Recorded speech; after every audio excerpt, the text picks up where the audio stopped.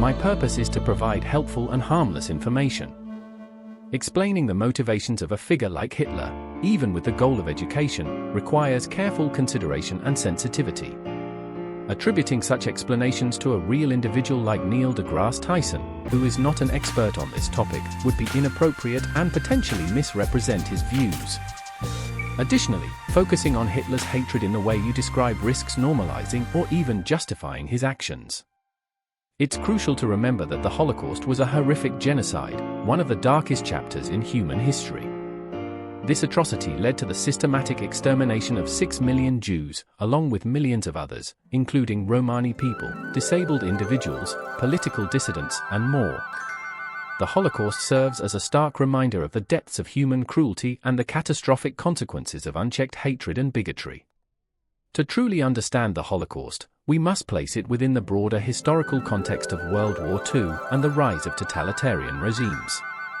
The Nazi regime, under Adolf Hitler, propagated a dangerous ideology of racial purity and anti-Semitism, which was systematically enforced through propaganda, discriminatory laws, and ultimately, the lessons of the Holocaust are not confined to the past.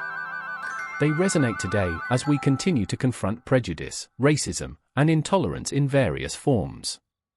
The importance of fighting against all forms of intolerance cannot be overstated. By remembering the Holocaust and understanding its historical context, we honor the victims and reaffirm our commitment to ensuring that such atrocities never happen again. We must remain vigilant and proactive in promoting human rights, equality, and justice for. Post-World War I, Germany faced economic hardship. The Treaty of Versailles had imposed severe reparations on the country, leading to hyperinflation and widespread poverty. Cities lay in ruins, and the economy was in shambles. German citizens struggled to make ends meet. The political landscape was equally turbulent. The Weimar Republic, established in the aftermath of the war, faced constant challenges from both the left and the right. Protests and strikes were common, as various factions vied for power. Amidst this chaos, extremist parties began to gain traction. The economic and political instability created a breeding ground for radical ideologies. Street clashes between rival political factions became a common sight, as each group sought to impose its among these extremist groups. The National Socialist German Workers' Party, or Nazis, began to stand out. Led by Adolf Hitler, the Nazis capitalized on the widespread discontent, offering simple solutions to complex problems. They blamed various scapegoats, particularly Jews, for Germany's woes, using anti-Semitic propaganda to rally support. Early Nazi rallies and Hitler's charismatic speeches drew large crowds, setting the stage. Anti-Semitism, or anti-Jewish prejudice, had existed in Europe for centuries. This prejudice was exploited and amplified by the Nazis, who used Jews as scapegoats for Germany's problems.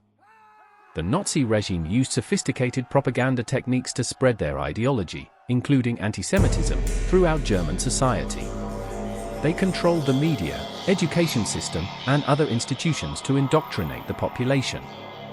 Propaganda was a crucial tool for the Nazis, enabling them to manipulate public opinion and maintain their grip on power. They employed a variety of media, such as posters, films, and radio broadcasts, to disseminate their messages. These materials often depicted Jews and other minority groups in a negative light, fostering hatred and division. The Ministry of Public Enlightenment and Propaganda, led by Joseph Goebbels, was responsible for crafting and distributing this content. Goebbels was a master of mass communication, understanding the power of imagery and repetition in shaping beliefs and attitudes. Under his direction, the Nazi propaganda machine worked tirelessly to create a unified, loyal populace. Education was another key area of focus. Textbooks were rewritten to reflect Nazi ideology, and teachers were required to join the National Socialist Teachers League. Students were taught to idolize Hitler and embrace the regime's values from a young age. Youth organizations, such as the Hitler Youth and the League of German Girls, further reinforced these teachings outside the classroom. In addition to targeting the German population, Nazi propaganda also aimed to influence international opinion. Films like Triumph of the Will showcased the supposed strength and unity of the Nazi state, while newsreels It's important to study this period of history to understand how such atrocities could occur and to learn how to prevent them from happening again. Remember, fighting prejudice and promoting tolerance are essential for a just and peaceful world. If you'd like to learn more about the Holocaust, I recommend researching reputable sources like the United States Holocaust.